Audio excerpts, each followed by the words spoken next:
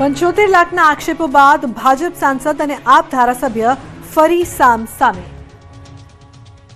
ભાજપના સાંસદ અને આપના ધારાસભ્ય ફરી સામે આવ્યા છે. ભરૂચ સાંસદ મનસુખ વસાવાએ આપ એમએલએ ચેતર વસાવા પર આરોપ લગાવ્યો કે ચેતર વસાવાએ અધિકારીઓ પાસેથી 75 લાખ માંગ્યા. વસાવાએ આક્ષેપ કર્યો કે ચેતરે નર્મદા જિલ્લા કાર્યપાલક ઇજનેર બાંધકામ વિભાગના અધિકારી પાસે ધારાસભ્યએ 75 લાખ રૂપિયા માંગ્યા હતા, જે બાદ અધિકારી પણ ડરી ગયા અને આ વાત તેમણે મને કરી હતી. તો આ તરફ આક્ષેપ પર ચેતર વસાવાએ કહ્યું કે જો ભાજપ પાસે તેના પુરાવા હોય તો અમારી પર કાર્યવાહી કરાય.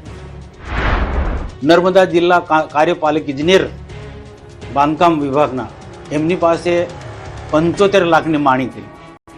75 લાખની માંગણી કરી અને એ અધિકારી ગભરાઈ ગયા. અમે કોઈ પણ અધિકારીને આ કાર્યક્રમોને લઈને અમે કોઈ જાતના પૈસા માંગ્યા હોય તો એ લોકો ચૈતર વસાવા પર કાયદેસરની કાર્યવાહી કરે. અમે એમને કહીએ છીએ કે જો આ પ્રકારના પુરાવા એમની પાસે હશે તો અમારા પર કાયદેસરની કાર્યવાહી કરે.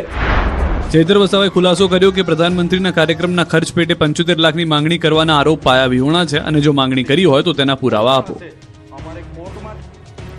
જસદણમાં દારૂડિયાની કુટેવથી કંટાળેલી મહિલાએ કર્યો રામબાણ ઇલાજ.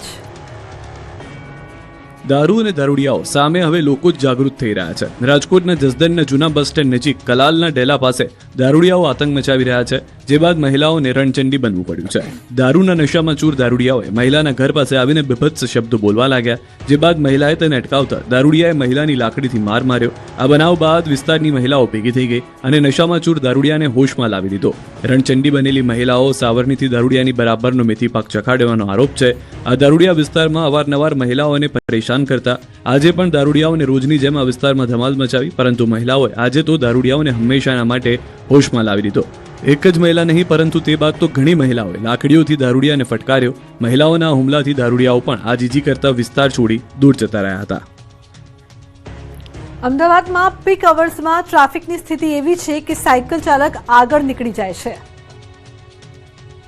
અમદાવાદમાં ટ્રાફિક સમસ્યા માથાનો દુખાવો બની છે. ટ્રાફિક જામના બનાવોમાં ક્યાંક બબાલ અને ઘર્ષણના બનાવો પણ સામાન્ય બની રહ્યા છે. શહેરના ઈસનપુર બ્રિજ પાસે આવો જ એક બનાવનો વિડીયો જોવા મળ્યો, જેમાં અમદાવાદ મહાનગરપાલિકાની ટીમ અને રિક્ષા ચાલક વચ્ચે ધક્કામુક્કી થઈ. જાહેર રોડ પર રિક્ષામાં સામાન વેચાણનું કરતા રોકતા જ આ મામલો બીચક્યો. એએમસીની ટીમે પહોંચીને રોકતા સ્થાનિકોએ ટીમને ઘેરી લીધી અને દબાણકર્તાઓ અને એએમસીની ટીમ વચ્ચે ઉગ્ર બોલાચાલી થઈ હતી. દક્ષિણ ઝોનના ઈસનપુર બ્રિજ પાસેનો આ વિડીયો છે. અમદાવાદમાં ટ્રાફિક સમસ્યા માથાનો દુખાવો બની રહી છે. એસજી હાઈવે પર ઇસ્કોન બ્રિજ પર ટ્રાફિક જામ થતા લોકોને હાલાકી પડી. રસ્તા બ્લોક થતા નોકરિયાત અને વેપાર ધંધા પર જતા લોકો ટ્રાફિકમાં ફસાયા. એક તરફ બ્રિજનું કામ ચાલી રહ્યું છે,